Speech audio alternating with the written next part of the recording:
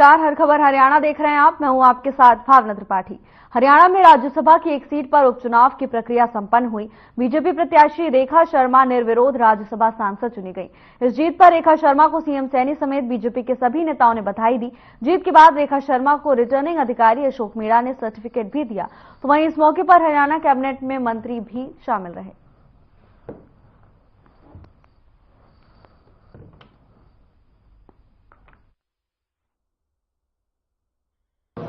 धन्यवाद की एक झड़ी लगाकर, क्योंकि जहां तक मैं पहुंची हूं उसमें बहुत बड़ा हाथ हमारे माननीय प्रधानमंत्री जी श्री नरेंद्र मोदी जी का है। उन्होंने ये राह दिखाई और यहां तक पहुंचे हम। मैं उनका धन्यवाद करना चाहूंगी कि उन्होंने मुझे इस लायक सोचा कि मैं पहुंच सकूं राज्यसभा तक। मैं माननीय अमित जी का भी बहुत बहुत धन्यवाद करना चाहूंगी। मैं माननीय नायब सैनी जी और सीएम साहब का बहुत बहुत धन्यवाद करना चाहूंगी। मैं मेरे साथ बैठे दोनों महाअनुभवों का बहुत धन्यवाद करना चाहूंगी। आज मेरे साथ खड़े हुए हैं।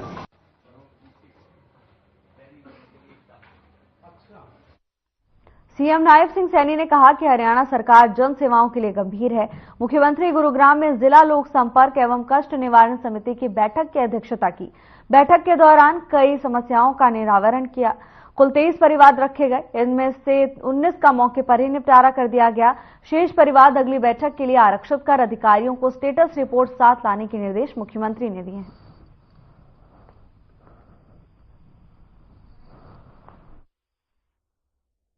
कुल एजेंडे में 23 शिकायतें थी और 23 शिकायतों में से 19 शिकायतों का मौके पर समाधान हुआ है। 4 शिकायतें पेंडिंग रखी गई हैं और उनके कुछ कारण थे, उसको जांच के लिए हमने कहा है डीसी महोदय को कि आप उसकी जांच करके उसकी रिपोर्ट दें और अगली बार उसको देखेंगे। कई प्रकार की समस्याएं थी, जैसे आवासीय क्षेत्र में अवैध तरीके से कोई दूषित जल की बात है, पानी ठीक नहीं मिल रहा, सीवरेज की बात है। सीवरेज के साथ साथ एसटीपी की कोई विषय आए थे, उसको लेकर के विषय था। और शहर के अंदर स्वच्छता को लेकर के भी कई बातें आई। हमने कहा है कि इसको स्वच्छता को गति से काम को करें। कुछ होर्डिंग्स को लेकर के भी बात आई थी और एडवर्टाइजमेंट को लेकर के, उसके लिए हमने कहा है कि अलग से एक पॉलिसी वो बने ताकि निगम का इनकम का साधन भी खड़ा हो और उस पैसे से हम गुरुग्राम के विकास को गति से बढ़ा सकें।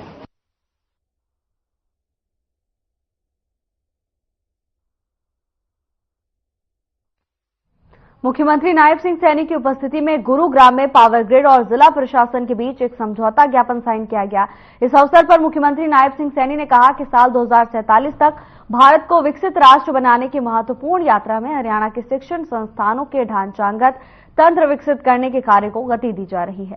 और पावर ग्रिड की ओर से यतेंद्र द्विवेदी ने जानकारी देते हुए बताया कि सीएसआर पहल का उद्देश्य गुरुग्राम के आसपास रहने वाली बेटियों को बेहतर शिक्षा सुविधा उपलब्ध कराना है और महिला सशक्तिकरण की दिशा में आगे बढ़ना है।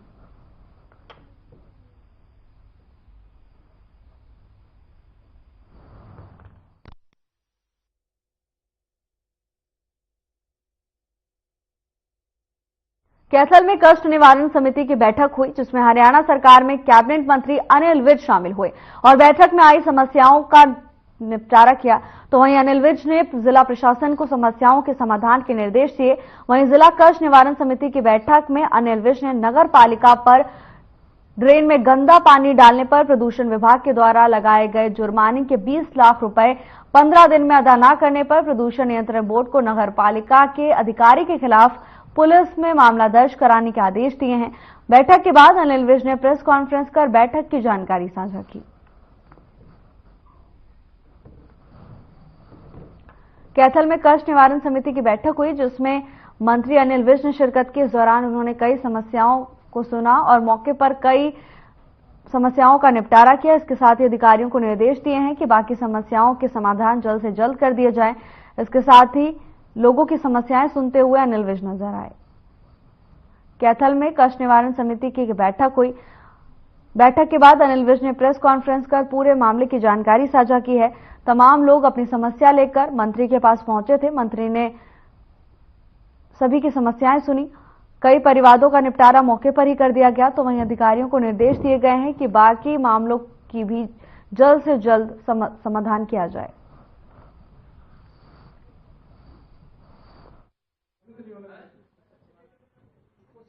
हाँ, जितनी दरखास्तें आई हैं हमने सब में कार्रवाई करी है और मेरा प्रयास ये रहा कि लोगों को बार बार ना, लोगों ने, और मैं सब अधिकारियों को भी कहना चाहता हूं कि जब आपके पास कोई शिकायत आ गई है, जैसे यहाँ पर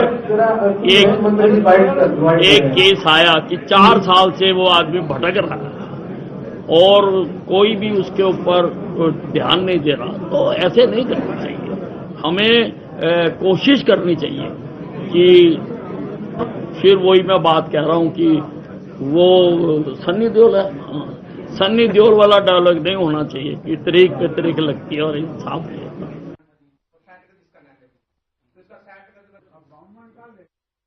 फरीदाबाद से एक दर्दनाक मौत का मामला सामने आया है। बता दें कि फरीदाबाद स्थित ओरिएंट फैन कंपनी में एक कामगार के लिफ्ट में गिरने के कारण दर्दनाक मौत हो गई। इस पूरी घटना पर सीसीटीवी फुटेज भी सामने आई है, जिसमें साफ दिख रहा है कि कामगार लिफ्ट में माल लोड कर रहा है और इसी दौरान अचानक लिफ्ट चल पड़ी और युवक उसमें फंस गया, लटकते हुए नीचे गिर गया। युवक को तुरंत अस्पताल पहुंचाया गया, लेकिन डॉक्टर्स ने उसे मृत घोषित कर दिया। इस पूरे मामले में पुलिस ने मामला दर्ज कर लिया है। लिफ्ट को सील कर दिया गया है और जांच शुरू कर दी गई है। पुलिस के मुताबिक मृतक का नाम अनिल थापा था, जो ठेकेदार के मार्फत यहां पिछले 6 महीने से काम कर रहा था।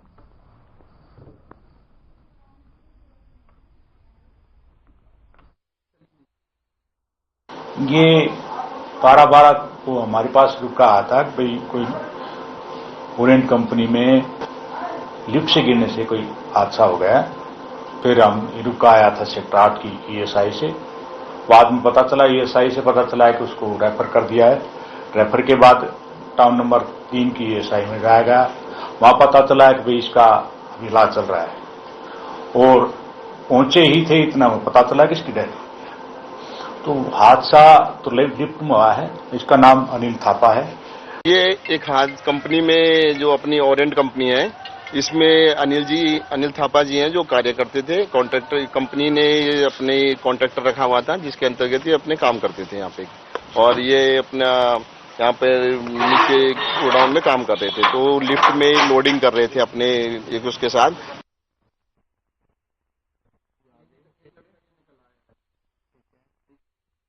फरीदाबाद में हरियाणा सरकार के दिशा निर्देश पर जनता की समस्या का समाधान करने के लिए जिला स्तर पर समाधान शिविर लगाए जा रहे हैं, जिससे लोगों की समस्याओं को जल्द से जल्द सुलझाया जा सके। तो वहीं दूसरी ओर तहसील स्तर पर भी समाधान शिविर लगाकर जनता की समस्याओं का समाधान किया जा रहा है।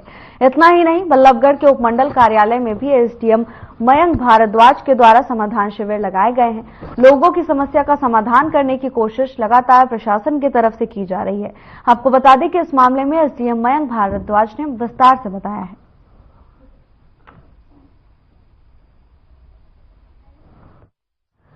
फरीदाबाद में जिला स्तर पर समाधान शिविर का आयोजन किया जा रहा है, जिससे लोगों की समस्याओं का जल्द से जल्द निपटारा हो सके।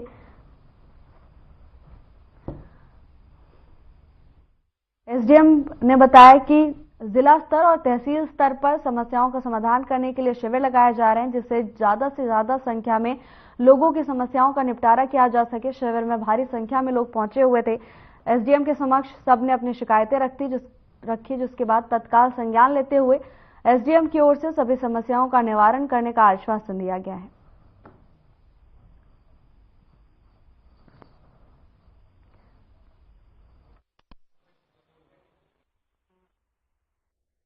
या मैं ऐसे आएंगे पटवारी पे दाखिल खारिज करवाना है। अच्छा, अब ये करके भी दे दियो तो या साइन ना।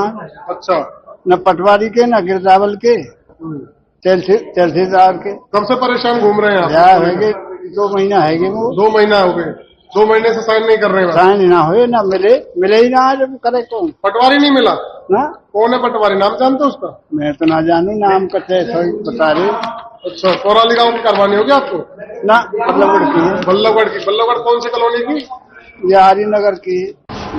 वो जनरेटर बंद करवा के लाइट्स करवाने गया। अच्छा, कल्कुला जी। कितने लोग हैं इस ऑफिस में बैठने वाले? यहाँ पे दो लोग। तो कुर्सी तो यहाँ कई लग रही है। वैसे हम 4 हैं यहाँ पे। अच्छा, तो 4 में से 2 प्रतिमा काटते हैं वो डीसी ऑफिस के अंदर सेक्टर 12 में। अच्छा, वहाँ जाते हैं? वहाँ जाते हैं। और बाकी और योगेश। अच्छा, और यहाँ कौन कौन है? मैं और धर्मपाल। धर्मपाल जी कहाँ फिलहाल? धर्मपाल यहाँ क्यों नहीं बैठे? आप तो बैठे, वहाँ वो क्यों नहीं बैठे? जनरेटर से लाइट थी ना, अभी तक लाइट आई है तो जनरेटर बंद कर दिया। तो उसमें अलग अलग तरह की समस्या आती है। मेन समस्या तो इंतकाल, म्यूटेशन वगैरह और जो जमीन के केसेस हैं उसके रिगार्डिंग आ रही है। कुछ कब्जा कार्रवाई की भी कंप्लेंट्स आ रही है कि हमें कब्जा नहीं है हमारे पास, कब्जा दिला दो, इसी टाइप की समस्या आ रही है। कुछ फैमिली आईडी की कंप्लेंट्स आई हैं हमारे पास। एसडीएम साहब, टोटल कितने दिन से चल रहा है ये समाधान शिविर और कितनी शिकायतें आई? समाधान शिविर ये पिछले 1 महीने से चल रहा है। एजेंसी में जॉब करता हूँ सर। मुझे एक कब्जे की रिगार्डिंग नायब तहसीलदार साहब से मिलना था सर, वो मिलते ही नहीं है। मिलते नहीं है? कितने दिन से आ रहे हैं? मैं सर इलेक्शन के बाद से ही आ रहा हूँ, तो मुझे कम से कम 1.5 महीना हो गया, मुझे मिलते नहीं। क्या काम कराना आपको? सर मुझे एक कब्जा कराना था। एक कब्जे के उनको डीसी साहब ने उनको अपॉइंट किया हुआ है बूथ मजिस्ट्रेट। मेरी एक विकास की गली के पैसे आए हुए हैं। 10 लाख की राशि एक आई है, 2,22,000 की एक आई है, लेकिन मेरा विकास नहीं हुआ, गली नहीं बनी। उसके चक्कर में जो नाली बननी है और कंप्लीट है, और मैं काफी टाइम से दफ्तरों में ढूंढ रहा हूँ। एडीसी साहब के मैं गया हूँ, एडीसी साहब ने ये मार्क करके दे रखी है एसडीएम को। अब 3-4 दिन हो गए जी, इधर ही ढूंढ रहा हूँ। तो एसडीएम साहब मिलते नहीं? एसडीएम साहब तो जो कह रहे हैं कि वहाँ डीसी ऑफिस में, और ये जो सुनील नाम के जो इनके पास दरखास्त आई हुई है, अभी तक कोई कार्रवाई नहीं। सुनील जी से नहीं मिले आप? मिले थे जी, जो कह रहा अभी तो आई है दरखास्त, 2 तारीख की आई हुई है, और मैं मिला है इनसे। हम पटवार खाने में आए हम, और हम अप्रैल से लगे हुए हैं सिर्फ म्यूटेशन के लिए। अच्छा, और अभी तक हमारा काम नहीं होता। ये कभी कहते कुछ ये करवाओ, वो करवाओ, वो करवाओ, लेकिन हमारा समस्या का समाधान हुआ ही नहीं अभी तक। तो एसडीएम साहब समाधान सेवा लगाते हैं क्या? एसडीएम साहब से मुलाकात नहीं की आपने? अभी हमें तो मुलाकात नहीं है। कितने दिन से परेशान? पता नहीं, साहब से मिलना चाहिए आपको। नहीं, हमको पता नहीं कि भाई ऐसे जो ना सेशन भी लगते हैं। अच्छा, तो एसडीएम साहब से मिलेंगे हम। तो कौन सा पटवारी जो आपको परेशान कर रहा है? परेशान कोई नहीं कर रहा, कहते ये अब ये कमी है, ये कमी है। हाँ, जो भी कमी बता रहा। क्या नाम है पटवारी का? पप्पन है।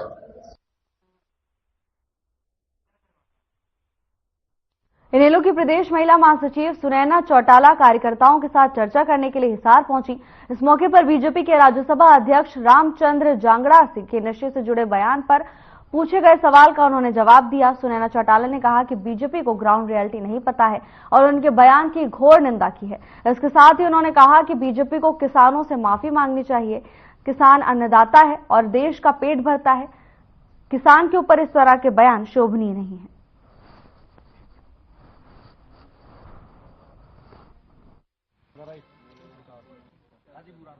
देखिए, भारतीय जनता पार्टी के लीडर्स को बिल्कुल ग्राउंड के आधार पे कोई रियलिटी पता नहीं है। मैं उनके इस बयान की बहुत घोर निंदा करती हूं और ये कहूंगी कि किसानों से माफी मांगे, क्योंकि एक किसान देश का अन्नदाता है, वो देश का पेट भरता है। और जो रोटी रामचंद्र जांगड़ा जी के थाली में आते हैं वो भी किसान अपने खेत से उगा के कमा के देता है, और उस किसान के ऊपर ऐसा बयान देना कतई शोभा नहीं। देखिए, संगठन को किस तरीके से आगे बढ़ाना है, कैसे मजबूत बनाना है, कैसे आदरणीय चौधरी देवीलाल जी, चौधरी ओम प्रकाश जी चौटाला के किए हुए कार्यों को लोगों के साथ हमने साझा करना है। अभय सिंह जी चौटाला ने जो संघर्ष किया पिछले अपने पूरे विधानसभा में भी, उस संघर्ष को हमें लोगों तक ले जाके और पार्टी को बड़े मजबूत तरीके से खड़ा करना।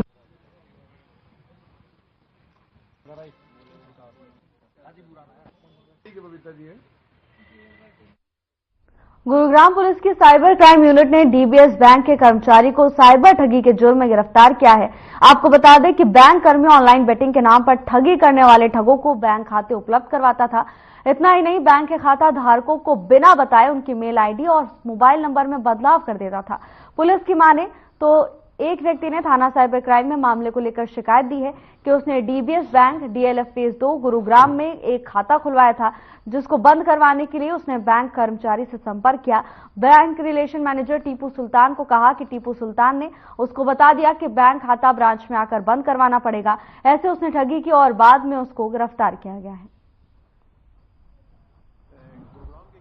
द्वारा cyber crime east police station को एक शिकायत दी गई कि उसका एक बैंक खाता है डीबीएस बैंक में, तो उसके द्वारा बैंक को अप्रोच किया गया है कि वो अपने खाते को बंद करवाना चाहता है, जिस पर उसकी मुलाकात रिलेशनशिप टीम में काम करता है मैनेजर, जिसका नाम की टीपू सुल्तान है, उससे शिकायतकर्ता द्वारा संपर्क किया गया था। तो उसके द्वारा बताया गया टीपू सुल्तान के द्वारा, जो आरोपित है, कि आपको बैंक खाता बैंक की ब्रांच में आकर के बंद करवाना होगा।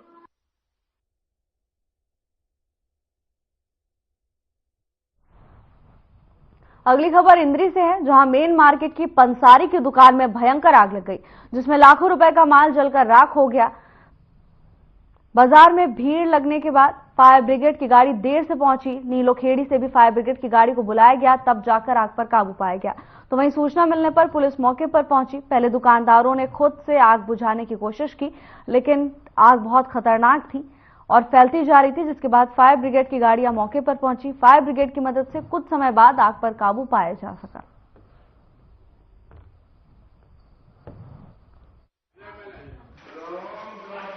शॉर्ट सर्किट से 3:30 बजे फोन आया था जी, तो सिक्योरिटी गार्ड का फोन आया मेरे पास, भी आग लग गई है दुकान पे, धुआं उठ रहा है।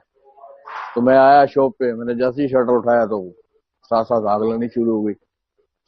तो शॉर्ट सर्किट से ही हुई है। फायर ब्रिगेड को फोन किया, फिर पुलिस को फोन किया, फिर पुलिस भी आ गई मौके पे। तो फायर ब्रिगेड 3:30 बजे का फोन किया हुआ है, 5:30 बजे आई है। बस ये रात को कोई शॉर्ट सर्किट हुआ होगा, उसके कारण ये आग लगी है। ये गीता मंदिर और गुरुद्वारे के बीच में हमारी बहुत पुरानी दुकान है और मेरे भाई राजेश सिंटू जी को फोन गया और उन गार्ड का, तो घर से आए तो आग बहुत ही भयंकर रूप ले चुकी थी। अब फायर ब्रिगेड को आने में, बिड़ी गलियों के कारण, तंग गलियों के कारण फायर ब्रिगेड को आने में थोड़ा देर लगी। तो अब आग के ऊपर काबू पाया जा चुका है। तो अब देखो, नुकसान तो बहुत ज्यादा हो चुका है, सारी दुकानें बिल्कुल स्वाहा हो चुकी है। 10 से 15 लाख रुपए का नुकसान लगभग हुआ ही है। आज सुबह 4 बजे हमें सूचना मिली कि इंद्री के मेन बाजार में राम मूर्ति जी की है पंसारी की दुकान, काफी पुरानी दुकान में किसी कारण से आग लगी। जिसकी सूचना पर मैं और मेरा स्टाफ पहुंचा, तो हमने फायर ब्रिगेड को बुलाया। फायर ब्रिगेड आई, क्योंकि ये तंग गलियां थी, अंदर नहीं आ सकती, काफी दूर रख करके पाइप जोड़ के पानी का प्रबंध किया और अब आग पर काबू पाया गया। ये घटना हमारे पास कॉल आई थी कि सदर बाजार, जो पहले मेन बाजार हुआ करता था, उसके अंदर एक पंसारी की दुकान है, उसके अंदर आग लगी हुई है। हमने तुरंत ही, जैसे ही उन्होंने का निरीक्षण किया, तो पाया कि उस जगह लगता है कि मेरी छोटी गाड़ी वहां पे जाएगी। जैसे हम छोटी गाड़ी यहाँ पे ले गए, अंदर इतनी तंग गली थी कि मतलब छोटी गाड़ी भी मौके पर नहीं पहुंच सकी। आनंद फानन में हम अपने ऑफिस से दूसरी गाड़ी लेके आए। दूसरी गाड़ी भी मतलब कहीं भी लगने की सिचुएशन में नहीं थी। तो हमने पाया कि चारों तरफ निरीक्षण किया। चारों तरफ निरीक्षण करने के पश्चात ही हमने गाड़ी को सुरक्षित स्थान पर लगाकर गाड़ी में 4 लेंथ या 5 लेंथ होज की बिछाकर काबू किया है। आग अभी तो कंट्रोल में है, खतरे से कोई नुकसान नहीं है।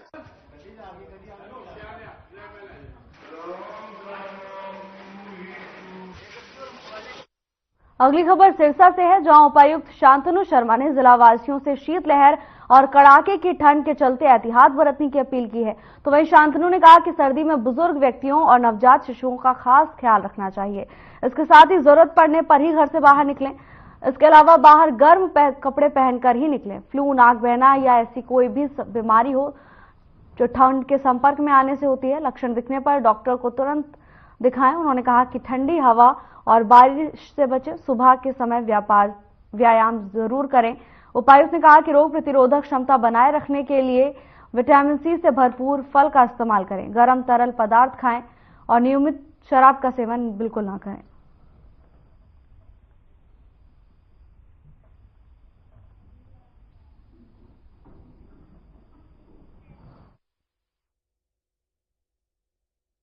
पंजाब और हरियाणा हाईकोर्ट में काउंसिल ऑफ लॉयर्स के चेयरमैन एडवोकेट वासु रंजन शांडिल्य ने जनहित याचिका दायर की।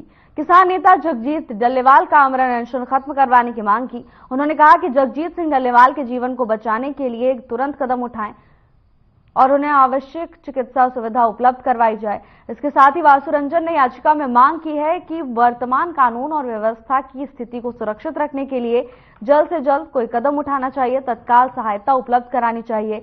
स्वास्थ्य में दिक्कत के कारण अशांति हो सकती है। इसके साथ ही उन्होंने कहा कि डल्लेवाल की नाजुक हालत को देखते हुए मामले की सुनवाई जल्द करने के लिए हाईकोर्ट से मांग करेंगे।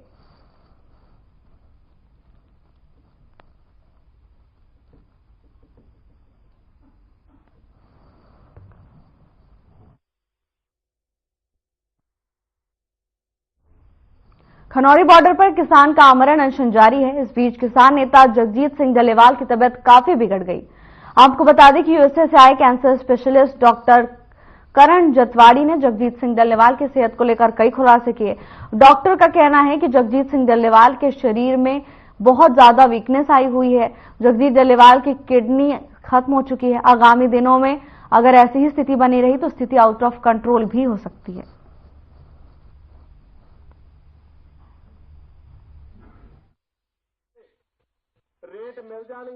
मेरा नाम करण जटवानी है। मैं यूएसए में कैंसर स्पेशलिस्ट हूँ। मैं स्वयंमान सिंह की five rivers heart association team के साथ जुड़ा हुआ हूँ। मैं पिछले 2 साल से उनके साथ काम कर रहा हूँ। जब से पिछला फार्मर्स प्रोटेस्ट जो किसान मोर्चा हुआ था तब से मैं उनके साथ हूँ। आज हम यहाँ प्रधान जी का हेल्थ चेकअप करने आए थे। हमने जब उनसे बात करी है और हमने जो उनकी रिपोर्टें देखी हैं उनमें रिपोर्टों में किडनी डैमेज है और साथ में उनके पूरी बॉडी में बहुत ज्यादा वीकनेस है। कल रात को भी जब वो उठे थे तो अपना बैलेंस संभाल नहीं पाए और वो गिरने वाले थे। जो उनके साथ लोग थे उन्होंने उनको गिरने से बचाया है। तो ये सब जो निशानियां हैं वो इसी चीज की हैं कि वो इतने दिनों से जो अनशन पे बैठे हैं उसकी वजह से वो उनकी बॉडी में इतनी ज्यादा वीकनेस हो चुकी है। जमीन गुजरातियों को दे रहे हो, पिंड हुंदा सी जुलाना उपमंडल के गांव नंदगढ़ के पास से होकर गुजरने वाली सुंदर ब्रांच नहर अचानक टूट गई, जिससे सैकड़ों एकड़ खेती में पानी भर गया और फसल जलमग्न हो गई। तो वहीं इसका असर दूसरे गांवों में भी देखने को मिल रहा है। आपको बता दें कि 7 तक ये गांव सिरसा खेड़ी तक पहुंच गया है, जिससे सिरसा खेड़ी गांव के किसान और नंदगढ़ गांव के किसान काफी परेशान हैं। किसानों का कहना है कि अब पानी ने उनकी बिजाई की हुई गेहूं की फसल को पूरी तरह से बर्बाद कर दिया है। अब उनके पास कुछ भी नहीं बचा। सरकार को इन दोनों गांव के किसानों को मुआवजा देना चाहिए ताकि उनकी कुछ भरपाई हो सके।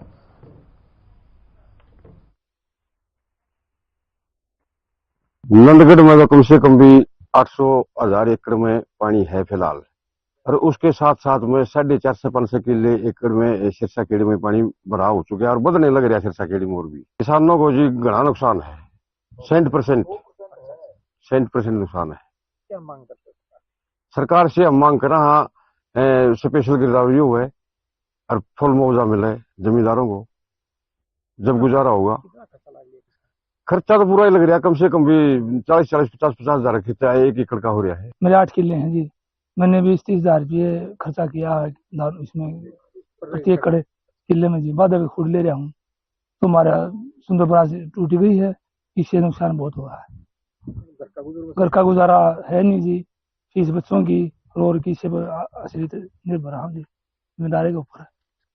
सरकार से मुआवजा ठोक के मुआवजा दिया जाए जी, हमारा पानी निकाला जाए जब गुजारा हो सके। बहुत दब ले रहे थे? हाँ, बहुत दबे भी है। मेरा भाई है, बहुत दब जमीन ले रहा था, बहुत ज्यादा नुकसान हो चुका है। उसका जीरी भी मर गई थी, गेहूं आई फसल बुआई बिजाई करी थी, बड़ी मुश्किल से बिजाई हुई है उसकी। दूसरे भैया पर कब्जा ले लेकिन अब उसका तो इतना बुरा हाल हो गया है कि भाई वो किसी हाल भी नहीं बचने के कारण नहीं रही पानी जी। मान लो सिरसा खेड़ी का तो 550 किले में है, नंदगढ़ में होगा जी कम से कम भी 800-900 एकड़ में तो नंदगढ़ का भी है। देखो जी, हम तो चाह है भाई जितना सरकार मदद करे, फालतू तो फालतू मुआवजा देने की कोशिश करे तो कि मैं बचने का, बाड़ा का, आगे पढ़ाने का उसका हमारा कि नजरिया हो सका है, और ना तो कोई चारा नहीं है हमारे पास।